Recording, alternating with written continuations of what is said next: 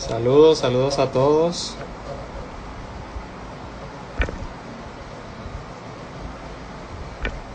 Vamos a esperar unos momentos a que vayan entrando todo el mundo.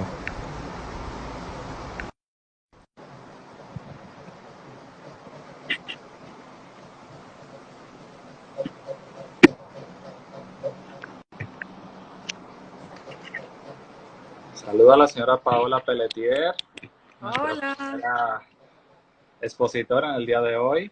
¿Cómo está? muy bien, ¿y ustedes? ¿Todo bien? Vamos a ir esperando a los chicos que vayan Sí, entrando. sí, sí, espero que estén todos bien en su casa, con Así, paciencia vamos a ir esperando. y resistencia, como yo digo. Ay, Saludos a nuestros asociados que se están acoplando. Ángela, Alexandra, miembro de la Junta Directiva, Máximo, Alexis Mártir, nuestra querida Patricia Santana, que acaba de llegar, a Leimi Elizabeth, a Noelia y a todos los demás que se siguen añadiendo. Un muy grato saludo a todos. Estamos esperando unos minutos a que se vayan uniendo para luego dar inicio formal con nuestra primera expositora, que es la señora Paola Pelletier, y luego nos acompañará el señor Amaury Reyes. mi colega Mauri Vamos a ver si ya entró.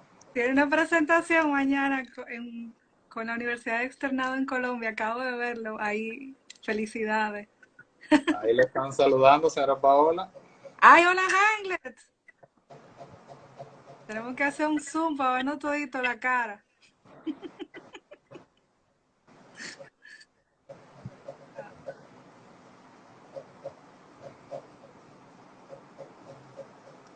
Bien. Vamos a darle unos minutos. No he visto todavía a Maurice, a darle un poco de participación, pero imagino que cuando entre me saludará. Sí, porque, sí, porque no pueden ir las dos juntas. Pero felicidades por la iniciativa. ¿Pueden contar qué hacen, qué son, quiénes son Ah, él ustedes? está. Me dice Patricia que él está. Ah, míralo ahí. Acaba de saludar a Maurice. Saluda a Maurice que se encuentra dentro del público, nuestro segundo expositor del día de hoy. Bien, vamos a dar unos minutitos más. Ay, perdonen.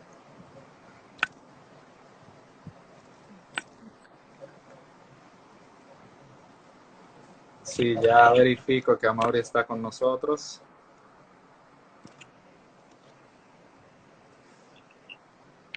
Bien, vamos a dar un minuto más para empezar. No se me desesperen, por favor.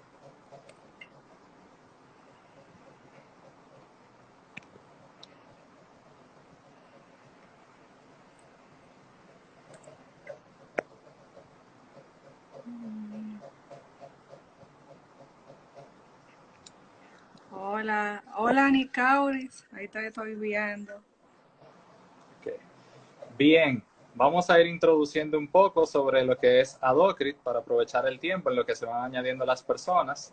¿Qué La haces? asociación, sí, la Asociación Dominicana de Crítica y Desarrollo Jurídico surge como un proyecto de 5 jóvenes, todos estudiantes de Derecho.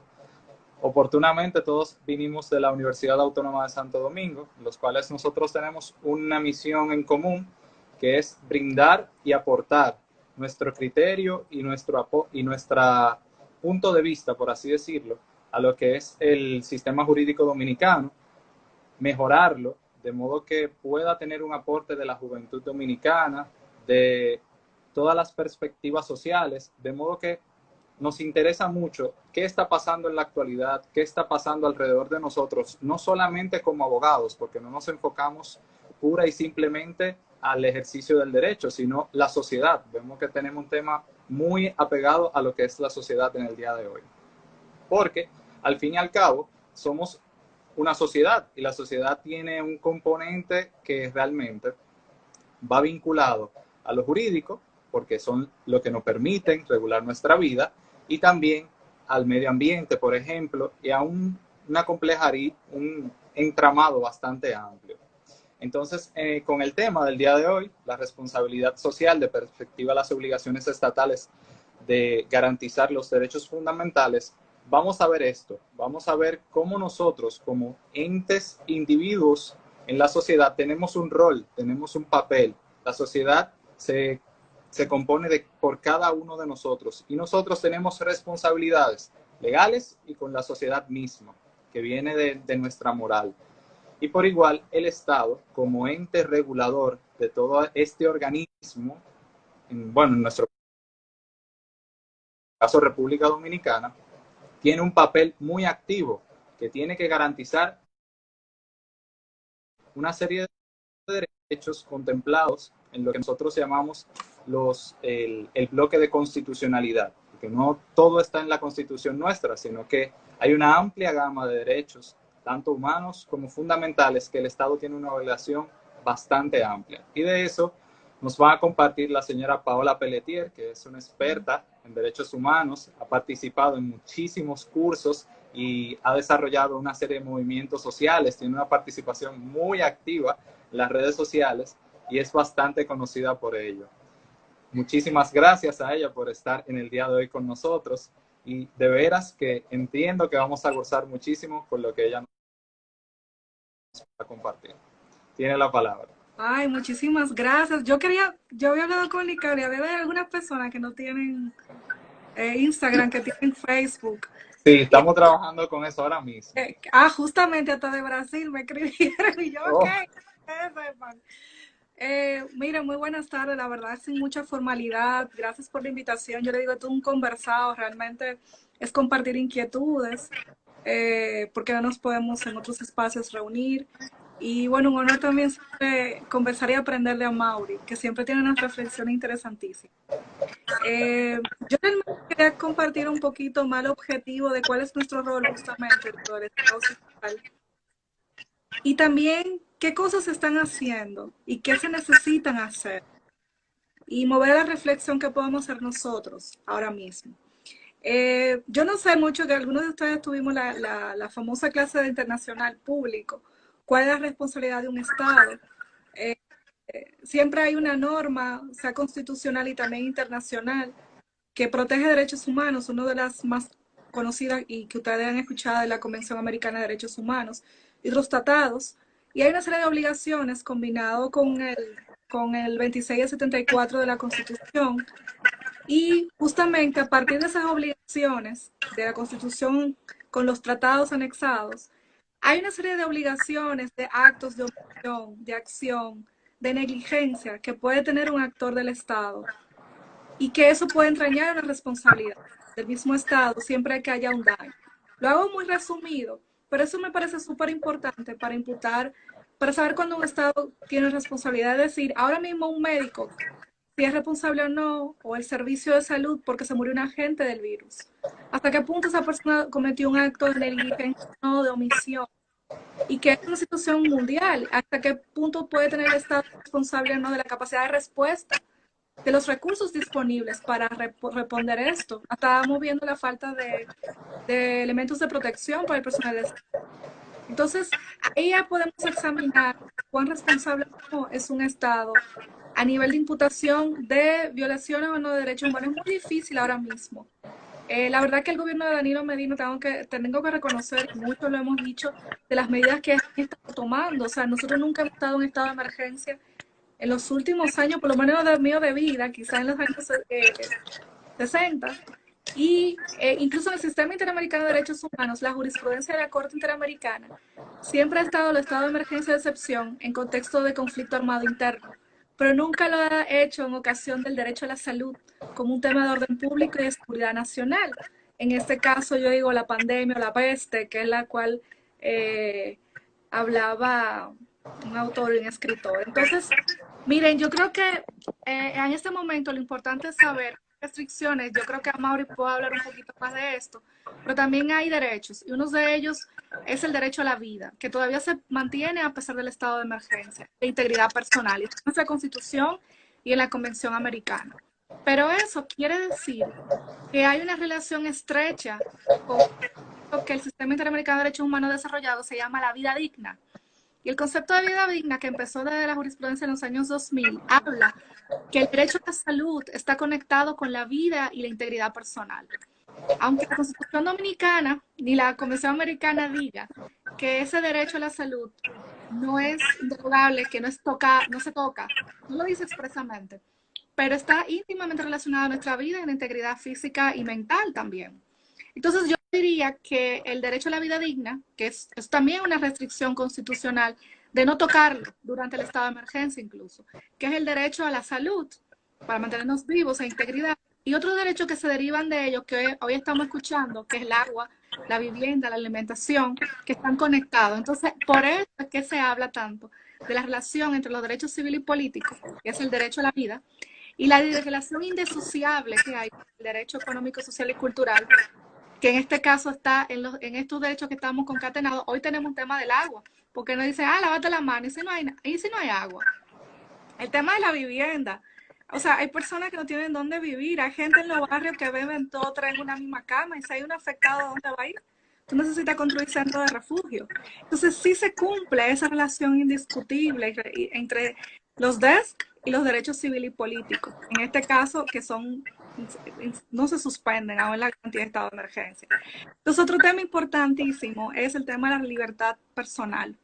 Y es que siempre ha habido una discusión, y Amaro lo puedo aclarar mucho mejor, es que la libertad de tránsito es restringida, pero nos preguntamos los toques de queda, no somos el primer país, los países del conflicto armado, Colombia lo han vivido, pero entonces se arrestan personas ahora mismo. Por eso, porque usted violó el horario de toque de queda, pero la privación de libertad es excepcional. Pero en otros países hay una ley para estos actos dentro del contexto de estado de emergencia. Sin embargo, en República Dominicana ni siquiera la ley 2118 sobre estado de emergencia no provee una sanción penal por violar que usted está en la calle en la hora de toque de queda. Pero también le puede decir, hey, gente, espérate, es que yo me estoy equivocando porque yo como, yo necesito comer de mi día a día. Yo tengo que estar en la calle porque el Estado no me está dando nada. Yo no soy beneficiario del plan alimenticio porque yo no tengo cédula ni documento. Entonces, es una cosa muy interesante de esa perspectiva.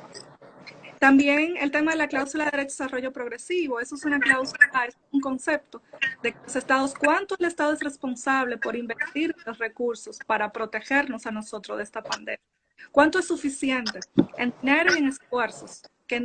Porque yo tuve un chiste, decía Jorge Prat, si el Estado tiene 100 pesos en su presupuesto, róbese uno, es un chiste que él hacía, y los 99 destínelo eficientemente a proteger ese derecho. En este caso sería el tema de la salud, con el tema de la compra de los kits, el servicio de rescate, las campañas de información. Todo esto es un dinero. ¿Y hasta cuándo es suficiente? Otro punto interesantísimo es la suspensión de garantías que no se suspenden. Es el habeas corpus, por eso lo contaba con el tema de libertad. Y el tema de los amparos. Aquí lo veo súper importante el amparo, porque no necesariamente en materia penal. El tribunal administrativo o las jurisdicciones administrativas que deberán ser en el país entero, no solo en la capital, deben estar operando en amparo, porque cualquier acto o negligencia del Estado, que es de derecho administrativo, su responsabilidad debería de ser cuestionada en un tribunal de esta naturaleza. Incluso la falta de medicamentos. Por ejemplo, como el VIH. O por ejemplo, en el sistema interamericano hubo un caso interesantísimo que se llama el Ecuador. Fue la primera vez que se hablaba de discriminación múltiple. Una persona con VIH, mujer, menor de edad, tiene problemas con una salida de trabajo, la educación, por la condición de VIH. Y han habido muchos casos y medidas de protección cautelares porque no hay medicamento de VIH. Hay estados que no, y la gente se puede morir. Y lo digo porque recientemente tuvimos el tema del lupus. Tuvimos un problema y todavía lo hay, del medicamento del lupus, porque decían que curaba la pandemia a nivel regional, ese medicamento no aparece. Y por eso yo decía, bueno, pues es un amparo entonces en la jurisdicción administrativa, porque el Estado debe buscarlo, que hay gente que puede estar muriendo de eso, un solo medicamento. ¿No? Ahora lo está apareciendo que se demanda como seccionar su distribución. Otro tema que quería rápidamente decir es que el tema de la pandemia levanta desigualdades históricas y coloniales, porque afecta desproporcionalmente, obviamente, a las personas de escasos recursos. Al respecto, las Naciones Unidas y el sistema americano, ¿Cómo funcionar esto? La situación pública que debe de. Entonces, yo quería aquí comenzar por cómo garantizar el derecho a la salud en los hospitales psiquiátricos. En el tema de las penitenciarías, todavía estoy viendo que está tomando medidas para poder determinar y detectar personas que pudieran tener el virus y qué hacer con ellos o medidas alternas. ¿Cómo los privados de libertad pueden ser protegidos? Los centros psiquiátricos, los asilos de ancianos, centros naturales de aglomeración, donde personas se deben de adoptar medidas y sobre el asilo de ancianos por una prensa. Realmente se han estado tomando algunas medidas porque hubo un caso que surgió así. También el tema de las personas con discapacidad y de tercera edad. Hoy en día, ¿cómo protegerlas? Que muchas de ellas ni siquiera manejan tecnología. Es decir, tú con una receta en el médico, conseguir un médico que te tire una foto y que después la farmacia tú solicites por WhatsApp. O sea, hay una serie de elementos porque no están dando consulta en los hospitales. Son las personas más ahora mismo, más, como sabemos, más riesgo, la de tercera edad y la discapacidad. Entonces, ¿cómo protegerla cuando te están requiriendo hoy día hasta hacer una cita con un médico de manera electrónica? Pero muchos de ellos no tienen, los señores mayores, o viven solos para poder, porque ahora mismo no es acceder a la prueba del virus, o es también otras enfermedades que se tienen, cáncer, diabetes, hipertensión, cualquier otra pendejada, una cortada, lo que sea, tú necesitas una atención. Y el tema de muchas personas mayores y discapacidad no tienen acceso a la tecnología, ¿cómo pueden resolver esto del día a día? Otro tema es la violencia de género, las personas LGTBI, o las mismas personas con discapacidad. El Estado ha propuesto líneas de llamadas de la Ministerio de la Mujer o Procuraduría, pero el tema es que no todo el mundo tiene internet para tú, o minutos, porque si yo vivo del día a día y estoy en mi casa, yo no produzco, no tengo minutos necesariamente. Yo propongo que sean mensajes de textos sin internet, que con las telefónicas, haciéndose acuerdos, se puedan enviar, porque es que la persona que vive con el agresor o la agresora no va a llamar por teléfono, no va a hablar. Es mejor por mensaje de texto, pero sin, así como estamos recibiendo mensajes de texto de telefónica del coronavirus. Yo pienso que es una solución viable al respecto. Otro tema que quiero señalar son las campañas de información. Para mí son una campaña de información relacionada a personas mucho de clase media o alta, porque tú decirle lavate la mano a las personas y aislarte es lo que decía, en los barrios, en un lugar y en los lugares rurales, la gente se va a lavar la mano al mismo sitio, afuera de la casa. 3 o 4 gente van a la misma letrina fuera de la casa.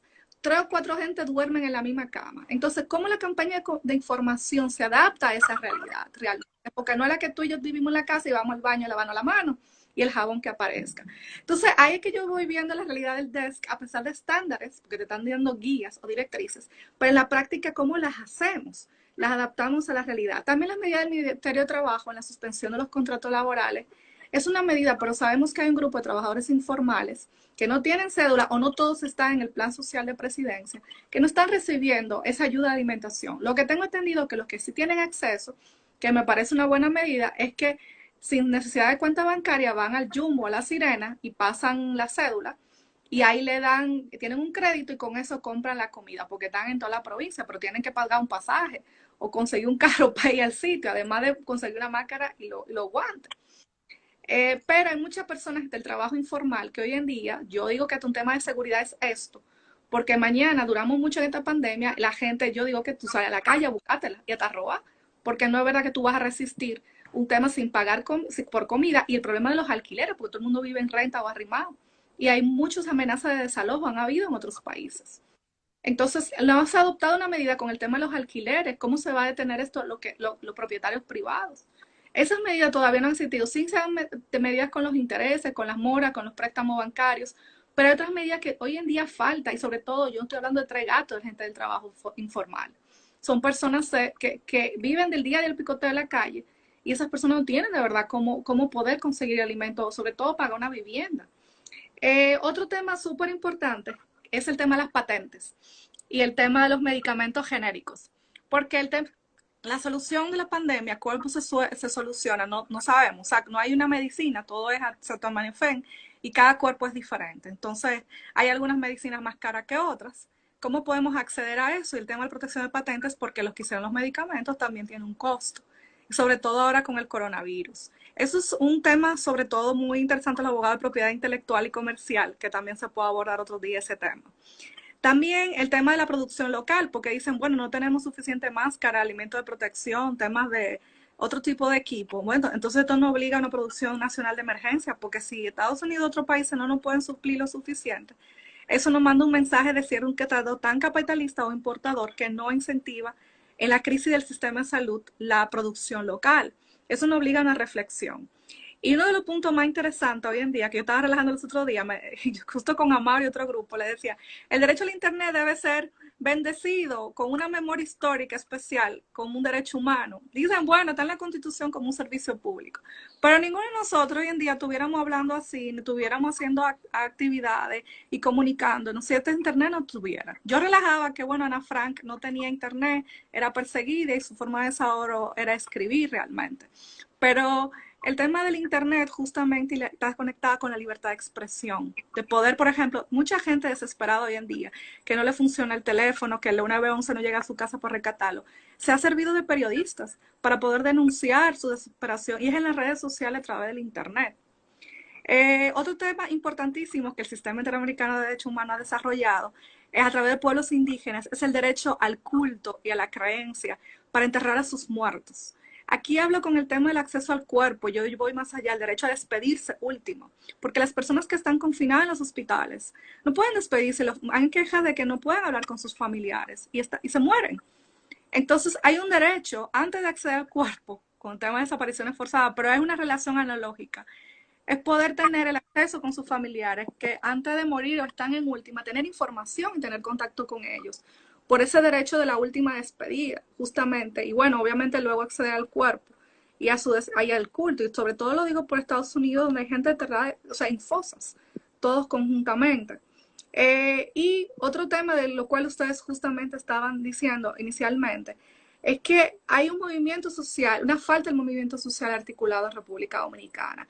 No hay como la Plaza de la Bandera y como otros Politec y otros grupos, un movimiento articulado que esté monitoreando como auditoría, que esté organizado y que esté coayudando con el gobierno y también denunciando y observando e incluso emitiendo informes de todo, por ejemplo, algunos de estos aspectos que yo he estado diciendo hoy en día y poder ser un ente de negociación frente al Estado, fuerte y organizado como la Plaza de la Bandera. ¿Qué ha pasado con eso? Porque de sus casos es posible ser el miedo o el pánico, que es normal en un tema de salud mental que tenemos, una situación también de servicio a la salud, pero eso es un tema, una preocupación que yo tengo ahora mismo. Y también ahora mismo tenemos el dolor de cabeza ha sido que el Estado capitalista ha olvidado el sistema de salud. O sea, sabemos la historia del sistema de salud y la negligencia de la gente que se ha muerto. Esta situación espero que en el mundo entero va a abrir una catarsis de replantear el sistema de salud a nivel de República Dominicana y espero que haya mejorías. Y que obviamente hay una noticia, bueno, que creo que es una realidad, yo no soy economista, es el tema de la crisis económica que nos viene, probablemente de más de un año. Eso afecta desde el punto de vista también a los derechos económicos, sociales y culturales, a la persona en sí misma de varios aspectos. Y eso es un tema hasta de seguridad nacional y de orden público. De la gente desesperada, la pobreza, van a haber quizás robo, violencia, no sabemos. Pero hay muchas consecuencias que analizar. Yo creo que hasta ahí o voy bien, o me quedan algunos minutos. Porque fui rápido. No, Sí, no va bien. va bien, ¿cuánto me Le queda quedan? para cerrar más o menos, sí, como 5 minutos. Ok, entonces lo último que, bueno, que quería decir es que es lo que, bueno, todo el mundo ha dicho, pero realmente yo pienso y sugiero que haya una memoria histórica, un acto especial. Luego de esto, para no olvidar, reflexionar de las buenas prácticas, especialmente a las personas que tenemos que reconocer los héroes de esta época, que son los periodistas, como decía, en las redes sociales que la gente ha tenido para que denunciar, a los personal de seguridad, el personal de salud, gente que se ha enfermado también, eh, como una especie de memoria o algún lugar especial que se reúna el honor y el culto, o sea, el recuerdo de esas personas. Eh, y simplemente esto, que el abordaje, así como cualquier servicio, yo que trabajo en justicia, de los grupos especialmente vulnerables, que he comenzado a hablar de discapacidad, tercera edad, LGTBI, mujeres víctimas de violencia, el abordaje es diferenciado. Y como ven, tú no puedes plantearle una solución del servicio de salud igual para todos. Y entonces hemos visto cómo cada vulnerabilidad tiene diferencias situaciones de diferencia ni desafíos propios. Otras personas sordas, se me olvidaba decir, ¿cómo que va a llamar una línea de llamada? Ya no puede hablar, un mensaje de texto. Entonces hay que pensar en los servicios de salud, la protección o las medidas que da el Estado, imputables al Estado para cada grupo de acuerdo a su propia condición y a su realidad. Eso jamás es imposible plantearlo de manera general para todo, igual para todos, porque como diga, históricamente y colonialmente el impacto es desproporcionado para las personas de escasos recursos, sobre todo en grupos vulnerables. Creo que es el mensaje final de cómo la discusión debiera de ir. No, Gracias. realmente es muy conciso lo que usted menciona, porque hay muchas cosas que uno ignora. O sea, cómo el Internet realmente ha tenido un papel fundamental en todo esto, cómo la sociedad ha seguido, vamos a decir, trabajando a través del Internet. Y una serie de cuestiones que uno dice, wow, o sea, nos ha afectado. Eso de el derecho a despedirse, la última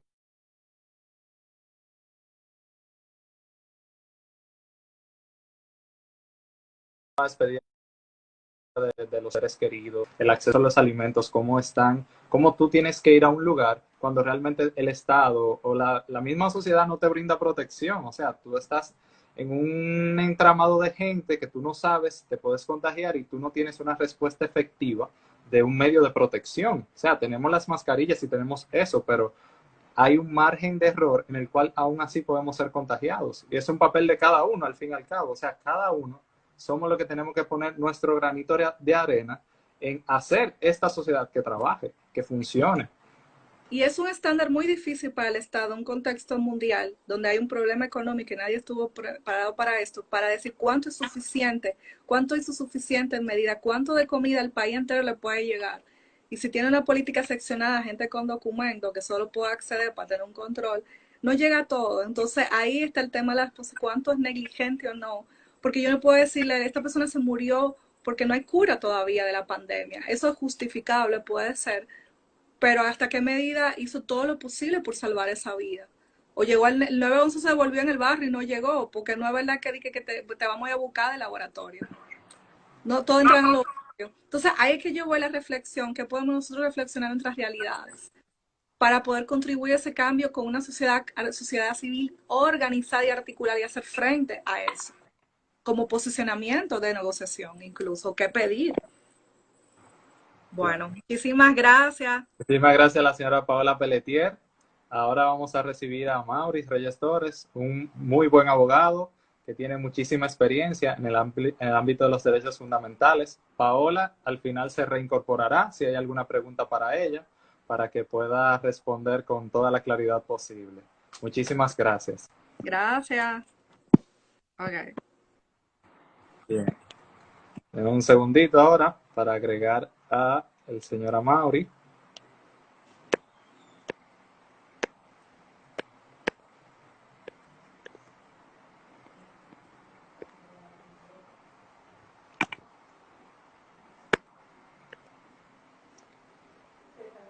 Bien, vamos a ver.